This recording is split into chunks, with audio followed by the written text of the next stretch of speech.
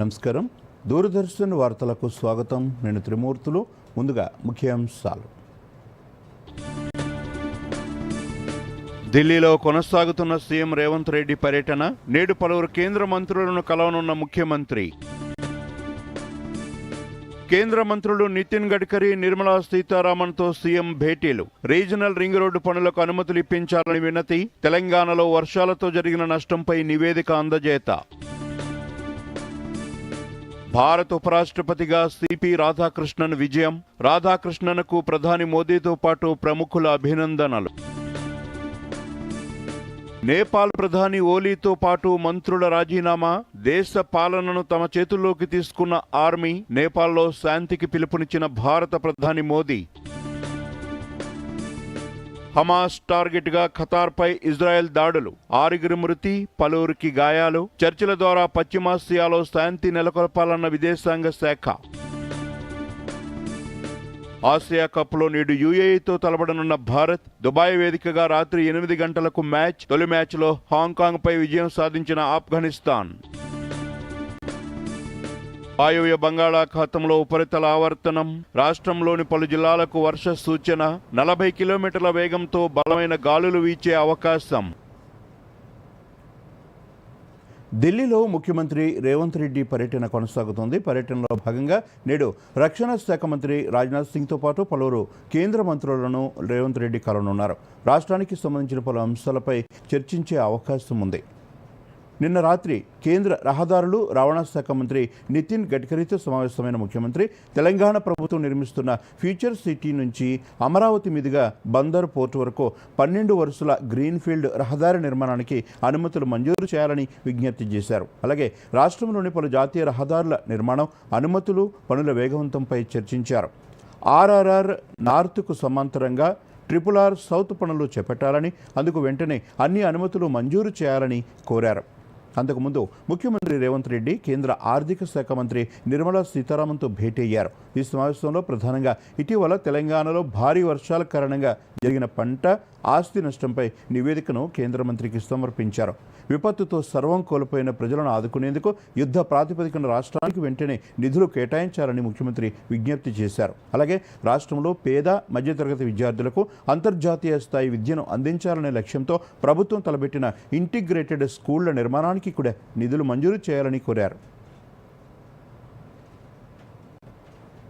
ఇందిరమ్మ ఇళ్ల పథకానికి సంబంధించిన ఫిర్యాదులను స్వీకరించేందుకు ప్రభుత్వం కాల్ సెంటర్ను అందుబాటులోకి తీసుకురానుంది. హైదరాబాద్ హిమాయత్ నగర్లోని హౌసింగ్ కార్పొరేషన్ హెడ్ ఆఫీసులో ఏర్పాటు చేసిన ఈ కాల్ సెంటర్ను మంత్రి పొంగులేటి శ్రీనివాసరెడ్డి నేడు ప్రారంభించనున్నారు. 1800-599-5991 టోల్ ఫ్రీ నంబర్ ద్వారా లబ్ధిదారులు ప్రజల నుంచి ఫిర్యాదులను స్వీకరించి పరిష్కరిస్తారు.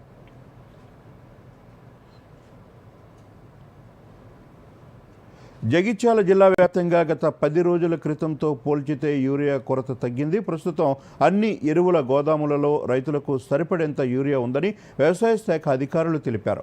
రైతులు అవసరాన్ని బట్టి యూరియాను తీసుకువెళ్లాలని కోరారు. గుళికెల యూరియా, DAPకి బదులు నానో యూరియా, నానో DAP వాడటం వినియోగించాలని అవగాహన కల్పిస్తున్నారు. జగిత్యాల జిల్లాలో యూరియా సరఫరాపై మరింత సమాచారం మా జగిత్యాల జిల్లా ప్రతినిధి బండి రవీంద్ర అందిస్తారు.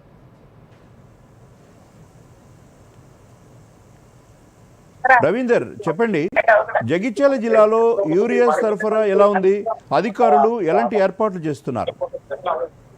త్రిమూర్తులు మనం చూసుకున్నట్లయితే జగిత్యాల జిల్లా వ్యాప్తంగా ఉన్నటువంటి PSCS కేంద్రాల ద్వారా, అదేవిధంగా ప్రైవేట్ కేంద్రాల ద్వారా ఈ యూరియా సరఫరా అనేది కొనసాగుతుంది. సో ముఖ్యంగా మనకి ఇప్పటి వరకు జగిత్యాల జిల్లాలో 6,44,445 యూరియా బస్తాలను పంపిణీ చేయడం జరిగింది.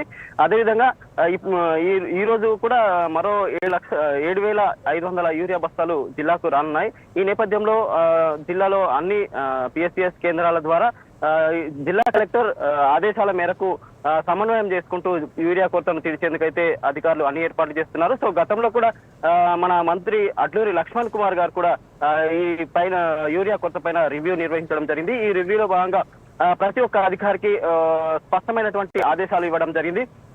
ఎక్కడ యూరియా కొరత ఉన్నా కూడా తక్షణమే వాటిపైన స్పందించాలని, రైతులకు ఎలాంటి ఇబ్బందులు కలిగించకుండా తగినటువంటి చర్యలు తీసుకోవాలని కూడా ఆదేశించడం జరిగింది. సో ముఖ్యంగా ఏదైతే జిల్లా కలెక్టర్ కావచ్చు, లేకుంటే మిగతా అధికారులు కావచ్చు, ఎప్పటికప్పుడు యూరియా కొరత అనేది లేకుండా అయితే చూస్తున్నారు. సో మనం ప్రస్తుతం అయితే మెట్పల్లి మండలంలోని వేంపేట పిఎస్సిఎస్ కేంద్రం దగ్గర ఉన్నాం. సో ఇక్కడ ఉదయం నుంచి కూడా రైతులు ఇక్కడ వెయిట్ చేస్తా ఉన్నారు యూరియా కోసం. సో అయితే యూరియా కొరత కొంత తగ్గినప్పటికీ పూర్తి స్థాయిలో తగ్గలేదనే మాత్రం మనకు పూర్తిగా అర్థమవుతోంది. సో దీనికి సంబంధించినటువంటి చర్యలు మాత్రం అధికారులు తీసుకోవాల్సినటువంటి అవసరం అయితే ఎంతైనా ఉంది. త్రిమూర్తులు. రవీందర్, ప్రస్తుతం జిల్లాలో ఎంత మేర యూరియా అందుబాటులో ఉంది, వాటి వివరాలు ఏంటి? త్రిమూర్తులు, మనకు జిల్లాలో ఇప్పటి వరకు 27,000 బస్తాల యూరియా ఉంది ఈ రోజుతో కలుపుకుంటే. సో మిగతా అంటే రోజు డైలీ 2 days ఒకసారి 3 days ఒకసారి యూరియా అనేది జిల్లాకు రావడం జరుగుతుంది. సో వచ్చినటువంటిది ఏంటనే ఈ మిగతా ఈ కేంద్రాలు ఏదైతే ఉందో యూరియా కేంద్రాలకు వాటిని డిస్ట్రిబ్యూట్ చేయడం జరుగుతుంది. ఎక్కడ ఎంత అవసరం ఉంది, ఏ మేరకు అవసరం ఉంది అనేది ఒక లెక్క ప్రకారం ప్రతి కేంద్రానికి ఈ యూరియాను పంపించడం అయితే జరుగుతుంది.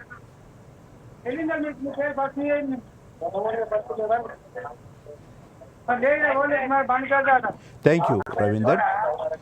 ఈ నెల 17న తెలంగాణ ప్రజాపాలన దినోత్సవానికి విస్తృత ఏర్పాట్లు చేయాలని ప్రభుత్వ ప్రధాన కార్యదర్శి కె రామకృష్ణారావు అధికారులను ఆదేశించారు. ఈ మేరకు నిన్న సచివాలయంలో ఉన్నతాధికారులతో ఆయన సమీక్ష సమావేశం నిర్వహించారు. కేంద్ర హోంశాఖ ప్రత్యేక ప్రధాన కార్యదర్శి రవిగుప్తా, డీజీపీ డాక్టర్ జితేందర్, పరిశ్రమల శాఖ ప్రధాన కార్యదర్శి Sanjay Kumar, Hyderabad police commissioner CV Anand, intelligence additional DG Shivadhar Reddy, ఇంధన శాఖ ముఖ్య కార్యదర్శి నవీన్ మిత్తల్, జీఐడీ కార్యదర్శి రఘునందన్ రావు తదితరులు హాజరయ్యారు. సిఎస్ మాట్లాడుతూ 17న ఉదయం గన్ పార్క్లోని అమరవీరుల స్తూపం వద్ద ముఖ్యమంత్రి రేవంత్ రెడ్డి నివాళులు అర్పిస్తారని తెలిపారు. అనంతరం పబ్లిక్ గార్డెన్లో జరిగే ప్రజాపాలన దినోత్సవం వేడుకల్లో పాల్గొంటారని వివరించారు.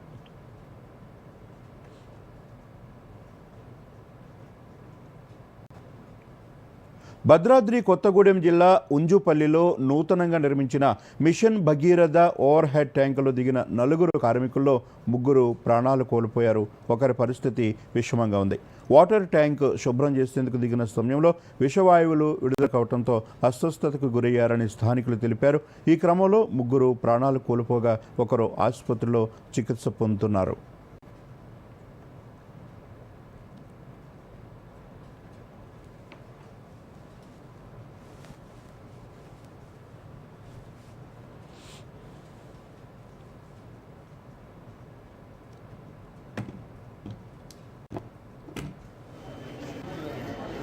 ఉంజుపల్లిలో పని చేస్తుంటే ఫస్ట్ ఇస్సాకనే అతను సంపులోకి దిగితే అందులో గ్యాస్ ఫామ్ అయ్యి అందులో పడిపోయాడు అతను. తర్వాత ఏమో ఇతను దిగాడట, అప్పలరాజు అన్న అతను పడిపోయాడు. ఈలోగా పక్కన లోకల్ వాళ్ళు పరిగెట్టుకొచ్చి వాళ్ళు తీస్తే వాళ్ళకి 2 పడిపోయారు. వాళ్ళ 3 చనిపోయారు. అప్పలరాజు ఒకడే బతికాడు. ఇప్పుడు మనకు చెర్ల నుంచి అప్పలరాజు అనే వ్యక్తి వచ్చారు.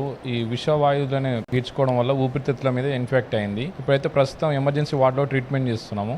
ఆక్సిజన్ పెట్టి ఉంచుతున్నాము. ప్రజెంట్ అయితే ఏం కండిషన్ అయితే చెప్పలేము. 24 గంటల తర్వాత గడిచిన తర్వాత చెప్పగలుగుతాం. ఇప్పుడు ప్రజెంట్ అయితే ఆక్సిజన్ ఇంజెక్షన్స్ పెట్టినామండి. రాష్ట్ర ప్రభుత్వం ప్రజల వైద్య సేవల కొరకు మరో ముందడుగు వేసింది. రాష్ట్రంలోని ప్రతి జిల్లా ఏరియా ఆసుపత్రుల్లో క్యాన్సర్ డే వార్డును ప్రారంభించి క్యాన్సర్ బాధితులకు వైద్య సేవలను మరింత చేరువ చేసింది. సంగారెడ్డిలో మంత్రి దామోదర రాజనరసింహ ప్రారంభించగా మహబూబాబాద్ జిల్లాలోని ఏరియా ఆసుపత్రిలో కూడా 20 పడకల క్యాన్సర్ కీమోథెరపీ వార్డును ప్రారంభించారు. ఈ సందర్భంగా మహబూబాబాద్ ఏరియా ఆసుపత్రి సూపరింటెండెంట్ శ్రీనివాస్ మాట్లాడుతూ జనరల్ డ్రగ్ స్టోర్ నుంచి 20 రకాల క్యాన్సర్ మందులను అందుబాటులో ఉంచామని తెలిపారు.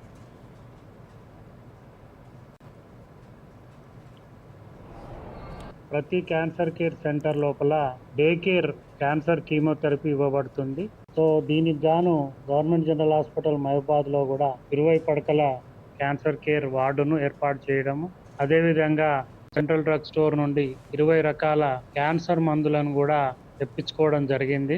ఇక్కడ దానికి జనరల్ హాస్పిటల్ జనరల్ సర్జరీ అయినటువంటి డాక్టర్ రాజ్యలక్ష్మి గోదాదేవి గారు నోడల్ ఆఫీసర్గా వ్యవహరిస్తూ, ఆర్ఎంఓలు డాక్టర్ జగదీశ్వర్ గారు, అదేవిధంగా డాక్టర్ హర్షవర్ధన్ గారి సహకారంతో, అనెస్థీషియా వైద్యులు మరియు ఫిజియోథెరపిస్టులు అందరి సహకారంతో మహబూబాబాద్ జిల్లాకు సంబంధించిన క్యాన్సర్ పేషెంట్లకు కీమోథెరపీ అందించడానికి మనం సిద్ధంగా ఉన్నాము.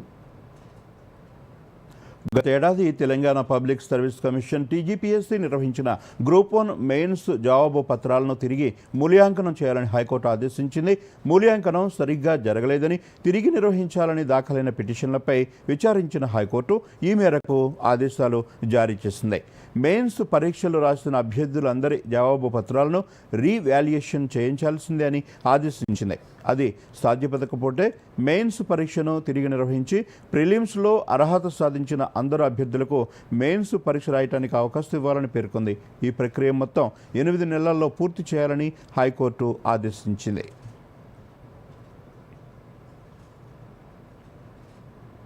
ఇవాళనే ఒక డీటెయిల్ తీర్పు వచ్చింది.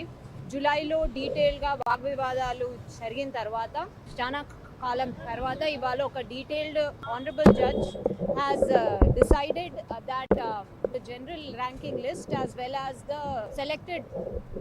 సెలెక్షన్ లిస్ట్ దాన్ని సెట్ అసైడ్ చేస్తూ రీవాల్యుయేషన్కి డైరెక్షన్స్ ఇచ్చారు. ఈ రీవాల్యుయేషన్ 8 monthsలోగా కంప్లీట్ చేయాలి. అది కాని పక్షాన the group 1 mains exam is to be cancelled, or rather it stands cancelled, and all the candidates who passed in the preliminary examinations వాళ్ళ కోసము రీ-ఎగ్జామినేషన్స్ కండక్ట్ చేయడం జరుగుతుంది. ఇవాళ ఇచ్చిన జడ్జ్మెంట్ సారాంశం అది.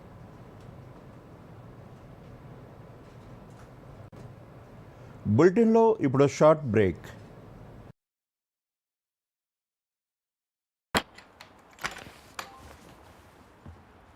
చెప్పి విసిగిపోయా. ఏమైంది? కొత్త కిట్ బ్యాక్ కావాలి. అయితే ముందు కెప్టెన్ తో చెప్పు, వినకపోతే మేనేజర్ తో. కరెక్ట్. అలాగే ముందు మీ బ్యాంక్ లో ఫిర్యాదు చేసి 30 రోజుల్లో జవాబు గాని పరిష్కారం గాని దొరకకపోతే సిఎంఎస్ పోర్టల్ పై ఫిర్యాదు చేయండి. అంటే ముందు బ్యాంక్, తర్వాత సిఎంఎస్ పోర్టల్, లేకపోతే ఫిర్యాదు స్వీకరించబడదు. వెళ్దామా? ఇదిగో వచ్చేసింది కొత్త కిట్ బ్యాక్. ఆర్బీఐ అంటోంది, ముందు మీ బ్యాంక్, తర్వాత ఆర్బీఐ అంబుడ్స్మన్. Welcome back. రాష్ట్రంలో ఈ రోజు నుంచి 15వ తేదీ వరకు పలు ప్రాంతాల్లో భారీ వర్షాలు కురిసే అవకాశం ఉందని హైదరాబాద్ వాతావరణ కేంద్రం తెలిపింది. ఆదిలాబాద్, కొత్తగూడెం, హన్మకొండ, హైదరాబాద్, జగిత్యాల, జనగామ, భూపాలపల్లి, కామారెడ్డి తదితర ప్రాంతాల్లో పిడుగులతో కూడిన భారీ వర్షాలు కురుస్తాయని వాతావరణ శాఖ పేర్కొంది. మిగతా ప్రాంతాల్లో ఓ మోస్తరు వర్షాలు కురిసే అవకాశాలున్నాయని తెలిపింది.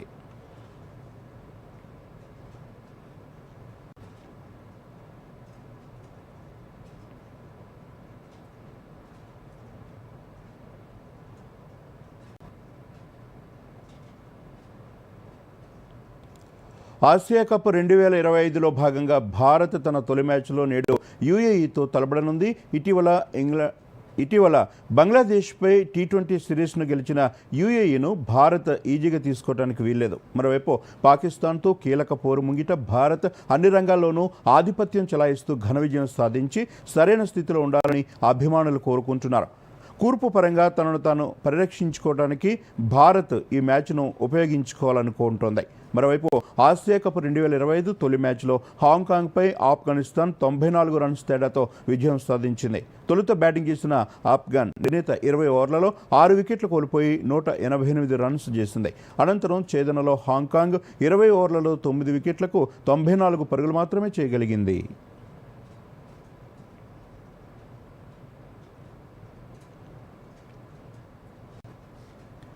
నేపాల్లో యువత ఆందోళనలు హింసాత్మకంగా మారటంతో ఆ దేశ ఆర్మీ రంగంలోకి దిగింది. నిన్న రాత్రి 10 గంటల నుంచి ప్రధాని నుంచి శాంతి భద్రతలను తమ చేతుల్లోకి తీసుకున్నట్లు అధికారిక ప్రకటన విడుదల చేసింది. దేశంలో హై అలర్ట్ విధించింది.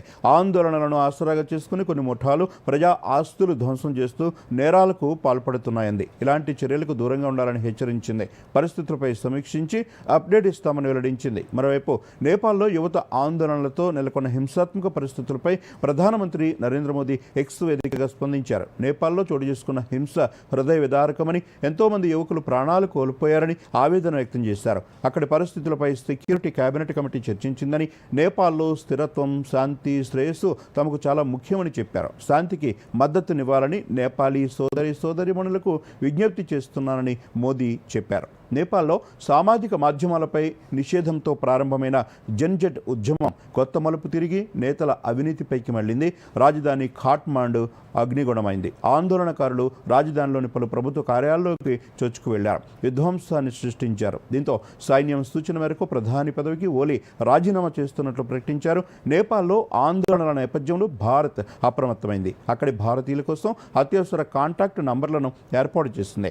అత్యవసర పరిస్థితి ఎదురైతే భారత ఎంబసీలోనే 977-860-860-2881 మరొక నంబర్ 977-981-032-6134 నంబర్లను సంప్రదించాలని సూచించింది. భారతీయులెవరూ నేపాల్కు వెళ్లొద్దని అడ్వైజరీ జారీ చేసింది.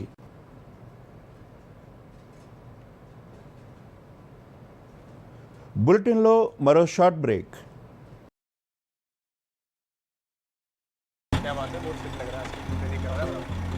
మూడు నెలల్లో డబ్బు డబుల్. వారే వా, ఫాస్టే కాక హై రిటర్న్స్ కూడా. భలే స్కీమ్ కదా. నిన్న లేదు ఇది ఇక్కడ. అలాగే రేపు ఉండదు కూడా. నువ్వు ఎప్పుడైనా 5 ఓవర్లలో డబుల్ సెంచరీ కొట్టావా? ఇలాంటి స్కీమ్ల ప్రలోభానికి లొంగిపోతే మనం మోసపోగలం. ఆర్బీఐ అంటుంది మీ డబ్బుని సురక్షితంగా ఉంచుకోండి, తెలివిగా పెట్టుబడి పెట్టుకోండి. ఎక్కువ రిటర్న్స్ వెనకాల పడితే రిస్క్ కూడా అంతే ఎక్కువ ఉంటుంది.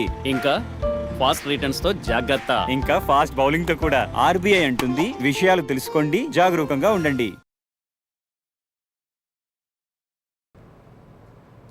Welcome back. కొత్త హోదాలో దేశాభివృద్ధికి తన శాయశక్తులా ప్రయత్నిస్తానని సిపి రాధాకృష్ణన్ అన్నారు.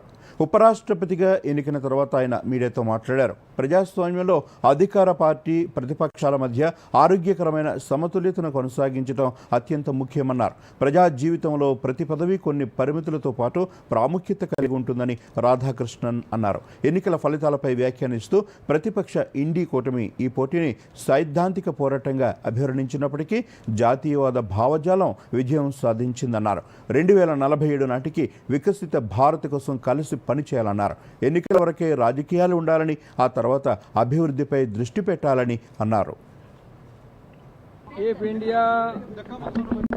We have to develop Viksit Bharat by 2047 means we should not do politics in everything. We have to forget, once the election is over, we have to forget the politics and we have to concentrate on the development. I will, in the new capacity, I will try my best for the development of this nation. Ruling party as well as opposition, both are important. It is the two sides of the same coin. The interest of the democracy will be taken into account. ఉపరాష్ట్రపతిగా ఎన్నికైన CP Radhakrishnan ఇంటికి ప్రధానమంత్రి నరేంద్ర మోదీ వెళ్లి శుభాకాంక్షలు తెలిపారు. ప్రధానితో పాటు కేంద్ర మంత్రులు Amit Shah, JP Nadda అభినందనలు తెలిపారు. ఆయన తన జీవితాన్ని సమాజ సేవకు, నిరుపేదలు, నిర్లక్ష్యానికి గురైన వర్గాల సాధికారతకే అంకితమిచ్చారన్నారు. ఉపరాష్ట్రపతిగా విజయం పట్ల రాధాకృష్ణకు కేంద్ర హోంమంత్రి అమిత్ షా అభినందనలు తెలియజేశారు.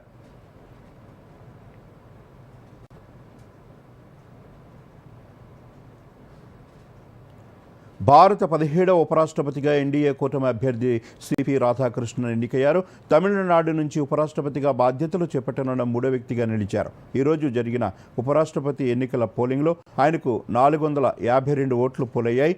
ఇండీ కూటమి తరపున పోటీ చేసిన జస్టిస్ బి సుదర్శన్ రెడ్డికి 300 ఓట్లు లభించాయి. దీంతో రాధాకృష్ణన్ ఎన్నికైనట్లు ఎన్నికల రిటర్నింగ్ అధికారి పిసి మోదీ కొద్దిసేపటి క్రితం ప్రకటించారు. మరిన్ని వివరాలు చూద్దాం. దేశవ్యాప్తంగా ఆసక్తి రేకెత్తించిన ఉపరాష్ట్రపతి ఎన్నికల్లో చంద్రాపురం పొన్నుస్వామి రాధాకృష్ణన్ ఘన విజయం సాధించారు. తన ప్రత్యర్థి ఇండీ కూటమి నుంచి పోటీ చేసిన జస్టిస్ బి సుదర్శన్ రెడ్డిపై 152 ఓట్ల తేడాతో విజయం సాధించారు. దీంతో రాధాకృష్ణన్ గెలిచినట్లు ఎన్నికల రిటర్నింగ్ అధికారి పిసి మోదీ ప్రకటించారు. ఉపరాష్ట్రపతి ఎన్నికల్లో మొత్తం 781 మందికి గాను 767 మంది ఓటు వేశారు. 98.2% పోలింగ్ నమోదైంది. 15 ఓట్లు చెల్లని ఓట్లుగా తేల్చారు. 14 మంది ఓటింగ్లో పాల్గొనలేదు. ఈ ఉదయం 10 గంటలకు పోలింగ్ ప్రారంభం కాగా సాయంత్రం 5 గంటలకు ఓటింగ్ ముగిసింది. సాయంత్రం 6 గంటలకు కౌంటింగ్ ప్రారంభించి గంటన్నరలో ఓట్ల లెక్కింపు పూర్తి చేశారు. మొదటి ప్రాధాన్యత ఓట్లలో జస్టిస్ సుదర్శన్ రెడ్డికి 300 ఓట్లు, సిపి రాధాకృష్ణన్కు 452 ఓట్లు లభించాయని రిటర్నింగ్ అధికారి తెలియజేశారు. Shri Bucci Reddy Sudarshan Reddy has secured 300 first preference votes, and Shri C.P. Radhakrishnan has secured 452 first preference votes. As the first preference vote secured by Shri C.P. Radhakrishnan was greater than the requisite quota, in pursuance of provisions contained in Section 11 of the Presidential and Vice Presidential Elections Act 1952, 31 of 1952, read with Rule 35 of the Presidential and Vice Presidential Election Rules 1974, I, P.C. Modi, the returning officer for the Vice Presidential Election 2025, hereby declare that Shri C.P. Radhakrishnan parliament ప్రాంగణంలోని వసుధాలో జరిగిన పోలింగ్లో ఎంపీలందరూ ఉత్సాహంగా vote వేశారు. Polling ప్రారంభం కాగానే ప్రధానమంత్రి ఓటు హక్కును వినియోగించుకున్నారు. అనంతరం ఇతరులు ఓటు వేశారు. బీఆర్ఎస్, బీజేడీ, శిరోమణి అకాలీదళ్ పోలింగ్కు దూరంగా ఉన్నాయి. Bureau report, Doordarshan news.